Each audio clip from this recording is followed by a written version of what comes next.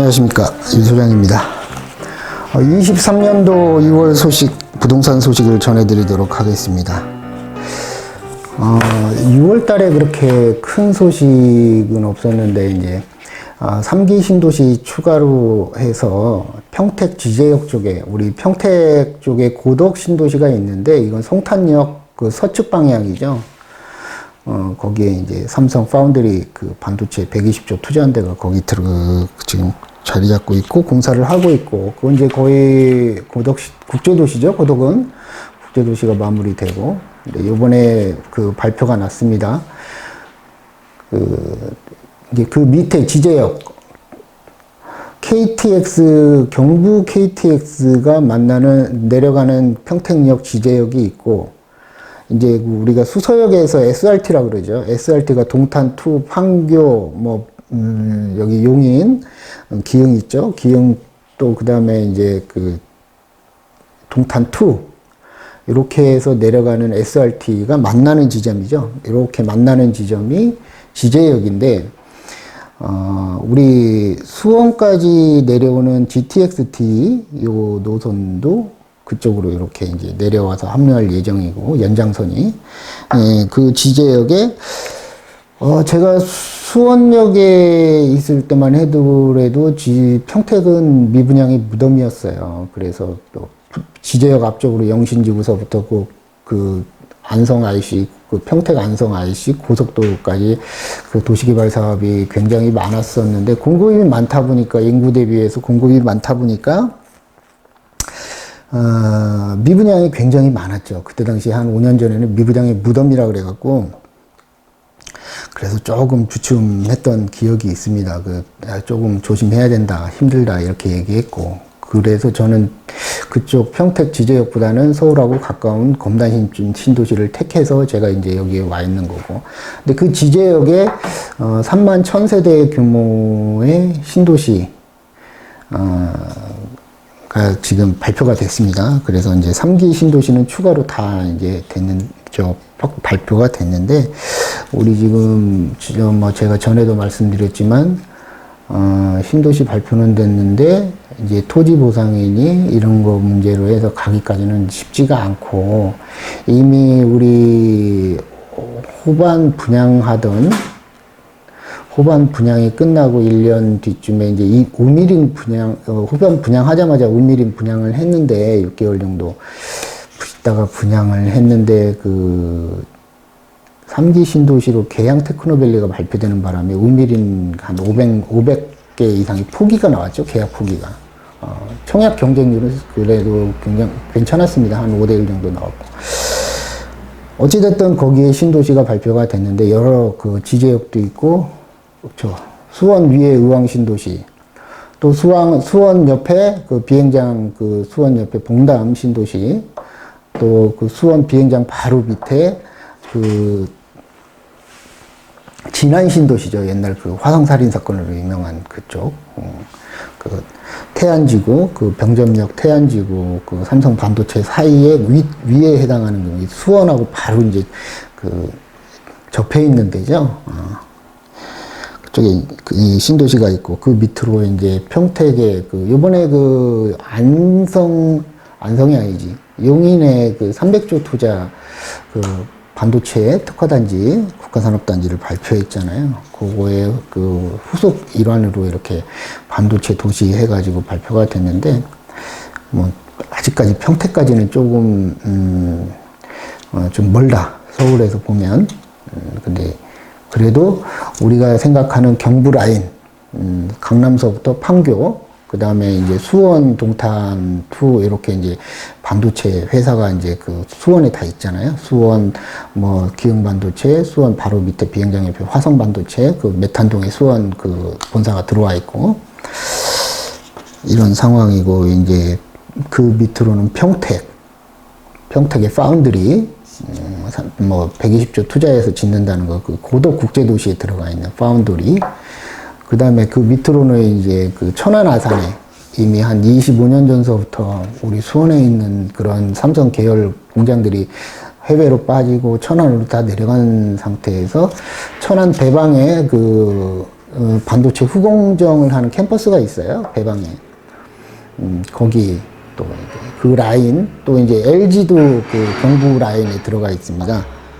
대부분 계열사들이 이제 그 진이면 이제 오산 생활권은 오산이고 행정구역은 이제 평택인데, 진이면에 LG가 있고 또 오산에 그 LG 이노텍, 그리고 이제 그 밑으로 쭉쭉 있다가 이제 오창에 이제 LG 엔솔이 들어가 있죠. 그 경부 라인, 우리나라의 그 산업 축이죠. 옛날에는 이제 그 울산이라든지 포항이라든지 여수라든지 창원이라든지 이런 남부 쪽에 이 항구하고 가까운 산업 그 제조 축이 있었다 그러면, 지금은 이제 그 IT 쪽 그 산업 축이 이렇게 서울을 기점으로 판교, ICT 기업들이 다 들어가 있죠. 판교 분당에. 그래서 이제 판교가 아파트 가격이 굉장히 세죠. 경기도에서는 제일 비쌉니다. 그 판교에 있는 그 휴먼시아, 그 대우나 휴먼시아가 삼평동에 있는 아파트가 제일 비싸고, 현대백화점 매출도 많이 그 전국에서 탑 찍을 정도로 매출이 세다, 이렇게 얘기도 나오고 있고. 그 다음에 이제 밑에 이제 수원, 광교가 있고, 수원에 이제 반도체, 삼성 반도체, 삼성이 전자 본사가 있고, 반도체, 화성 반도체, 기흥 반도체가 바로 이제 뭐 한 1km 내에 다 있죠. 행정구역은 다르지만 그렇게 다 있습니다. 생활권은 다 수원이고요. 그 밑으로는 이제 평택에 아까 말씀드렸듯이, 국제도시, 평택 고덕국제도시에 그 파운드리가 그 공장을 어마어마하게 크게 짓고 있고, 그 다음에 이제,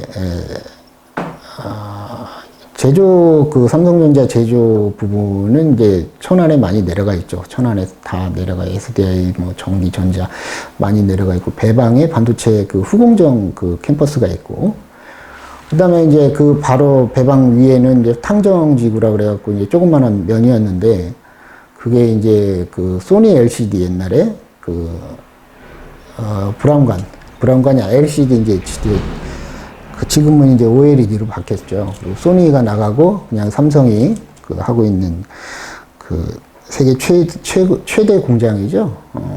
액정 장치 만드는 공장이 거기 있고.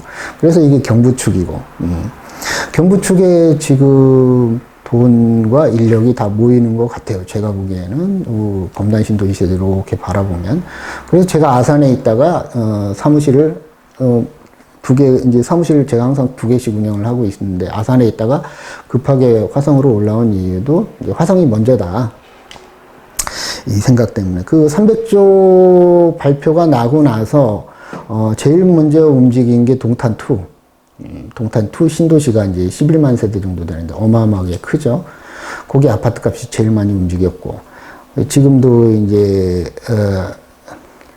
근데 이제 경기 부양 측면에서 이렇게 하다 보니까 아파트 가격도 움직이고 부동산 가격이 꿈틀대고 하고, 강남 기준으로 움직이는데 지금 강남 기준 상승률만큼은 동탄 또 평택 고덕 이쪽이 좀 앞서지 않았나, 제 개인적으로 그렇게 생각을 합니다.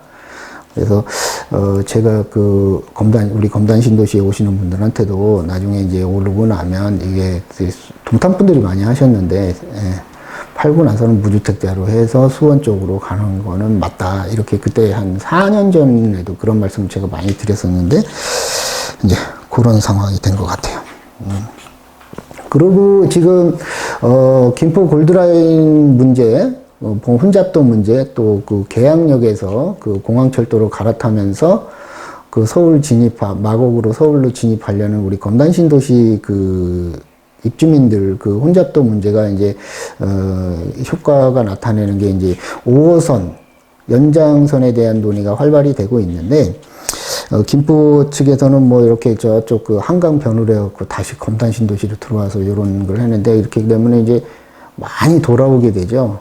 그 이제 효용성이 떨어지고, 이제 한 3, 4년 전에 제가 그 5호선 얘기 그 나왔을 때도 너무 돌아온다. 그리고 그게 다시 이제 원래는 한강 신도시 쪽으로 직결로 하려고 김포시에서 추진을 했는데, 그 비용 대비 효용 효과에서 이제 BC가 일이 안 나오니까 이제 검단 신도시 인구 때문에 이제 낀 거거든요. 그래서 이제 검단 신도시가 들어간 건데, 인천 안을 보면 이제 우리 서구 안을 보면은 이제 이 백일 역사로 와서 백삼역으로 해서 이렇게 빠지는 게 있는데, 이제 인천 땅은 인천에서 주장하는 바가 맞을 거고, 경기도 그 김포에서는 김포가 주장하는 게 맞을 거고, 이제 이렇게 합의가 이루어져서 국토부에 올리면은 확정이 되지 않을까 싶어요. 그게 이제 7월 달에 확정이 될 것 같다는 그런 예상을 좀 해봅니다. 부동산 소식은 이렇게 있었고, 한 가지 더 말씀드리자면, 우리 부동산 규제가 우리 23년도 1월 3일 날 이제 대부분 다 풀렸어요. 근데 거기서 안 풀린 게 뭐냐면, 이제, 요번에 우리 저 호반 5차 할 때도 보면은 전매 제한 기간이 3년이란 말이에요. 전매 그 공공개발에 대한 택지개발지구의 전매 그 제한 기간하고, 옛날엔 1년이었잖아요.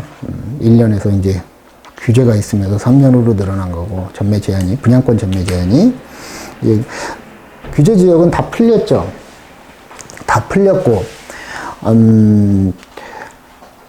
이제, 그 다음에 해당되는 게 이제, 입주해서, 등기하고 입주해서 실거주 의무가 있었잖아요. 2년.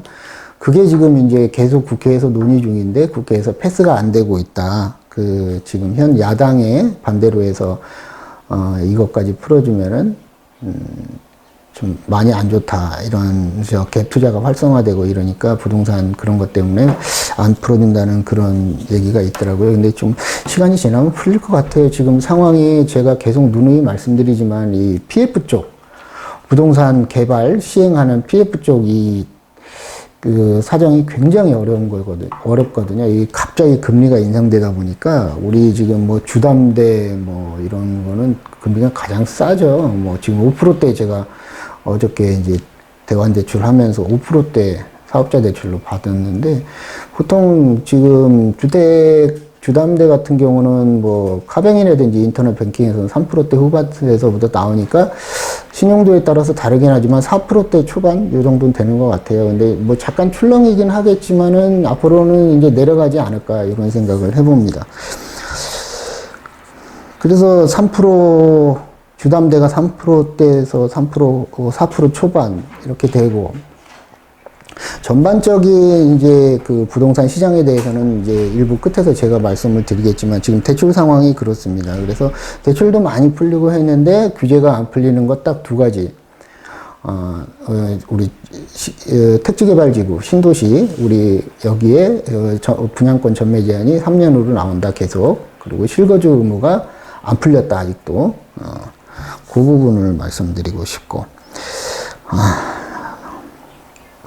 금리, 대출 말씀드렸으니까 금리에 대해서 말씀을 드리자면, 이미 이제 미국의 페드나, 우리나라의 그 금통이나, 이제 지금 작년까지는 이렇게 막 급격하게 올라가는 기준금리가 올라가는 추세였다 그러면은, 이제 올 상반기를 지나고 나서부터는 이제 반대로 꺾였잖아요. 미국도 이미 그 동결을 했으니까 25%씩 이제 3번 인상을 하다가 지금 이제 동결을 했는데, 뭐 말은 뭐 연내에 2번 인상이고 뭐고 이런 얘기가 나오는데, 사실은 이 작년에 통화 정책 같은 경우는 시장에서 받아들이면서 그 효과가 나오기까지는 한 1년 정도의 갭 차이가 있다 그러잖아요. 그러면은 올해는 작년에 예를 들어서 급격하게 75%씩 막 인상을 했잖아요. 미국 기준금리를 페드가.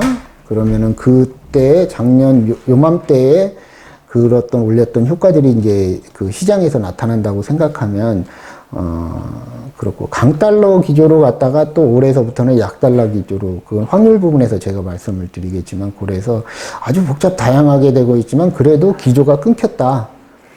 기조가 끊겼기 때문에 반대로 상황이 됐기 때문에 제가 작년에 그렇게 올라갈 때 공포였잖아요. 공포 때 사서 환희 때 팔아라, 이렇게 투자 명언에 그런 말이 있습니다. 그래서 공포 때 작년에 우리 검단신도시에 입주가 많았는데, 그때 아파트 매입하신 분들은 아마 이제 올해 하반기, 올해 말이나 내년서부터는 그거에 대한 효과가 조금씩 나타나지 않을까 싶어요. 뭐 한 3년 전처럼 막 갑자기 막 버블이 엄청나게 형성된다든지 이런 건 아니지만 그래도 이제 꾸준하게 이제 그 주택 가격이 아파트 가격이죠. 주택 가격이라고 말하기 뭐하고 신규 아파트 택지 개발 신도시에 신규 아파트가 제일 먼저 이렇게 올라가죠. 올라가면은 그 뒤에 이제 따라오는 것들이 이제 이 아파트 투자가 너무 많이 올라가서 갭 차이가 벌어지면 그 뒤에 이제 일반 저기 아파트들 오래된 아파트 구도심의 아파트 이렇게 따라 올라오고 그러고 근데 그 다음에는 이제 그 아파트도 많이 오르면 빌라가 이제 순차적으로 따라오게 되고 빌라나 다가구 주택이라든지 뭐 이런 거 그 다음에 이제 오피스텔 상가 이런 게 이제 순차적으로 따라 올라오게 되죠. 지금은 이제 작년도에 아파트 가격이 굉장히 안 좋았다는 얘기는 올해서부터는 이 반대로 구도심, 다가구, 다주택, 오래된 아파트들 이제 올해가 최악이지 않을까 그런 생각을 합니다. 거래가 거의 없잖아요. 우선 서울이나 아까 300조 발표된 그 삼성전자 그 산업단지가 발표된 그 동탄 혜택을 보는 동탄이나 오산, 수원, 또 평택까지 요 라인들을 이제 먼저 상승을 할 거고 그 추가적으로 검단도 이미 이제 그때 입주가 많다 보니까 그런 상황 작년 상황에서는 이제 막 올해서부터는 뭐 피가 5천씩 이상씩 붙고 이렇게 매매가 되고 있으니까 이제 최하점은 지났다. 이렇게 공포가 지나갔다. 이렇게 말씀을 드릴 수 있을 것 같습니다. 세금에 대한 부분은 뭐 우리가 지금 이제 이 윤석열 정부 들어서면서 이제 그 문재인 정부 때 그 규제가 심했던 세금 대출 이런 부분을 이제 거의 되돌려 놨다고 봐요. 세금 부분에서는. 그래서 이제 재산세 부분, 보유세 부분에서도 많이 이제 다운이 됐고, 물론 우선 이제 그 부동산 가격이 많이 하락을 했으니까 반영하는 거죠. 근데 이제 이게 그거보다도 더 하락을 했는데도 세금 문제 때문에 말이 많을 겁니다. 이제 이미 이제 종부세라든지 이런 거는 뭐 과표 하향을 다 했고, 우리 시장가의, 공정시장가의 그 비율도 많이 하락을 시켰고, 3주택자 아니면 2주택자까지는 이제 다주택으로 보지 않는 그런 문화가 됐고, 그래서 세금 부분은 뭐 많이 이제 그러다 보니까는 이제 부동산 시장이 안 좋으니까 세수가 이제 덜 거치게 되죠. 국세청이 지금 날릴 거예요. 세수를 거두려고 이런 부분에 대해서 웬만한 이렇게 우리가 부동산 거래할 때 이런 부분 다운 썼던 부분들이 나중에는 문제가 될 수도 있습니다. 이렇게 좀 그래서 그 거래할 때는 항상 좀 경험이 많은 그런 부동산이 하는 게 낫죠. 근데 이 경험이 많은 부동산을 찾는 게 힘들죠. 다 경험이 많다고 하니까 그런 부분이 이제 될 것 같고. 금값은 이미 달러값 대비해서 상승하다가 요즘에 주춤하는 경향이 있지만 이게 세계 경제가 제가 이렇게 뭐 폭넓게 얘기하기는 뭐하지만 지금 우리가 글로벌 한 30년 동안 글로벌 외치면서 세계가 하나로 된 이런 상황에서 지금 한 작년서부터는 이제 내셔널리즘으로 바뀌고 있잖아요. 그러니까 기업들을 자국으로 다 불러들여서 장벽을 강화시키는 쪽. 코로나 때문에 강화가 돼서 사람의 이동을 끊어졌고 그것 때문에 공급난이 일어났고 곳곳에서 파열음이 나와서 그런 다음에는 이제 갑자기 우크라이나 러시아 전쟁 때문에 기름값이 폭등을 하고 이러면서 인플레가 심하다 보니까 기준금리가 급격하게 오르고 이런 상황이 됐잖아요. 그래서 인플레가 심해지고. 근데 이제 자세히 보면은 제 개인적으로 이렇게 파악하고 있는 거는 지금 이제 그 강달러를 작년에 금리를 미국에서 막 올리면서 이제 거의 1년이 가까이가 됐는데 지금서부터는 이제 달러가 반대로 우리 중국이라든지 일본이라든지 유럽이라든지 EU라든지 우리나라도 그렇고 죄송합니다. 이제 반대로 이제 그 달러를 내가 팔고 달러의 가치를 떨어뜨리고 자국의 환율을 보호하기 위해서 환율이 10%만 더 높아도 내가 우리나라에 구입하는 금액이 10%가 더 높으면 10% 인플레가 돼버리잖아요. 그러니까 그 국제 유가가 아무리 뭐 70달러에 있더라도 환율이 10%가 올라버리면 10%더 비싸게 사오는 거잖아요. 예를 들자면, 그게 인플레 요인이 더 심하다는 얘기죠. 지금 뭐 금리를 올리고 이런 문제보다도. 그래서 각국이 이제 그 자기 환율을 방어하기 위해서 막 달러를 밖에다가 풀다 보면 달러가 이제 하락하게 되는 거죠. 그렇게 되면 이제 그래서 이제 미국 채권금을 투자를 해라 이런 말도 나오고 여러 가지 미묘한 문제가 생기는데 하여튼 그렇습니다. 지금 상황이 굉장히 안 좋은 거고 우리나라 같은 경우는 수출을 해서 먹고 사는 나라이기 때문에 내수 시장이 없잖아요. 그래서 수출을 해서 먹고 사는 나라이기 때문에 변동성이 크죠. 오를 때 팍 오르고 떨어질 때 팍 떨어지고 펀더멘탈 자체가 경제가 허약하니까 그런 거죠. 금융산업이 취약하고 그런 부분이 있습니다. 어쨌건 그런 부분도 우리 부동산 시장에 영향을 준다. 기존에 이 시장에 영향을 준 거는 가장 크게 영향을 준 거는 기준금리의 급격한 인상이었잖아요. 그러다 보니까 1금융권에서 주택담보대출 금리를 팍 올려버렸죠. 그러니까 한 10년치 먹고 살 거를 1년 안에 은행들이 이익을 냈단 말입니다. 어찌됐건 그렇게 해서 지금은 눈치 보고 뭐 이러고 있지만은 결국에는 내리는 데는 쉽지가 않죠.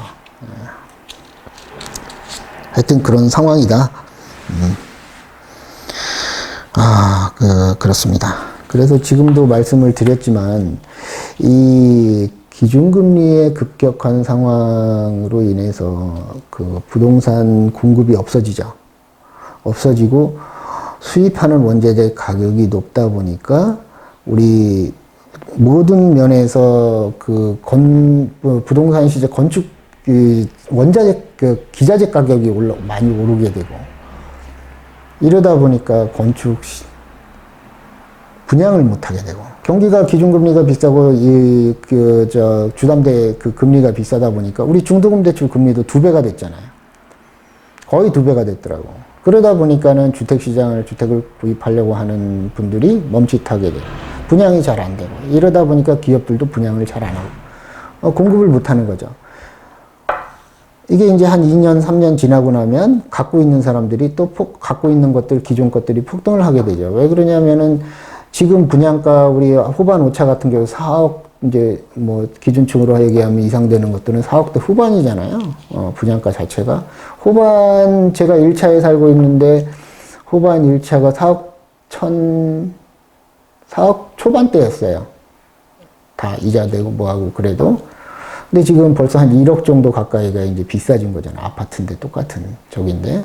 물론 입지는 다르지만. 분양가가 계속 올라갈 겁니다. 그 분양가를 올리는 그런 압박들이 굉장히 심하니까 우리가 지금 많이 오른 거 아니죠. 여기는 분양가 상한제 지역이라 많이 오르지를 못합니다. 그런데도 불구하고 거의 이제 한 3, 4년 지나고 나서 분양하는 게 한 1억 정도가 더 올라갔잖아요. 그래서 서울은 이미 뭐 평당 3천만 원대 이상 가니까 그런 거. 지금 이런 문제 또 이제 그러다 기준금리가 급격히 올라가서 그러다 보니까 이제 대출이 많은 이런 빌라라든지 이런 여러 채 갖고 있는 사람들은 이제 파산을 하게 되죠. 감당을 못하는 거 조금 견딜 수 있다가 중간에 진행되는 상가 부진이 이런 것들도 파산을 하죠. 건설사가 파산을 하니까 여러 가지 문제를 이제 많이 생기죠. 죄송합니다. 많이 생깁니다. 이래서 굉장히 어려운 상황이다. 올해는 더 어려운 상황이 될 거고, 건설사가 막 이제 지방서부터 계속 파산하고 있고, 공급은 많이 없고, 우리 요번에 후반 오차 같은 경우도 보니까, 84만 분양했잖아요. 한 555세대 일반 분양을 했는데, 특공하고 해서 분양을 555세대 정도를 했는데, 나머지는 이제 선분양을 했잖아요. 선청약이지, 선분양이 아니고. 그거를 했는데, 요번에 입지가 조금 103역 후반 1차처럼 상업지구 바로 끼고 있고 이러다 보니까 한 35대1, 40대1 정도 나왔는데, 작년 같으면은 경쟁률이 나왔을까요? 그렇진 않았을 것 같아요. 근데 이제 벌써 일반 사람들의 심리가 이제 개선이 된 거죠. 그러니까 작년에 공포였고 지금서부터는 이제 시간이 지나면서 기준금리의 급격한 상승도 시장에서 적응을 하기 시작했다. 제가 옛날 얘기하긴 뭐하지만 제가 결혼하고 나서 2001년도에 그때 아파트 받을 때 대출금리가 7.5%인가 주담대가 그랬을 것 같아요. 그때도 쌌죠. 왜 그러냐면은 97년도 IMF 지나서 뭐 20% 가까이 됐었으니까 은행 금리가. 근데 지금은 2점 몇 프로 하다가 5%대로 올라가 2배 정도 올라가 버리니까 비싸다 그러면서 이런 충격이 되게 심했잖아요. 결국에는 지금 이제는 공포가 지나고 서서히 이제 내려가는 길로 전환이 됐고 시간이 지났기 때문에 심리가 변했다. 근데 제가 보면은 뭐 어느 유튜브 보면은 뭐 주택이 뭐 사지 마라 뭐하라 그러는데 주택이 시장이 아무리 부동산 시장이 안 좋아도 우리 이제 아파트 또 강남에 있는 아파트가 제일 먼저 치고 올라가잖아요. 그러다 보면 우리 지방에 있는 그 재력가들도 강남 아파트를 지금 빨리 사셔야죠. 사실은 그 둔촌주공 저기 할 때 제가 방송할 때도 말씀드렸잖아요. 그거 다 진짜 탐난다. 10억 얼마밖에 안, 벌써 한 5억 올랐잖아. 거래 가격이.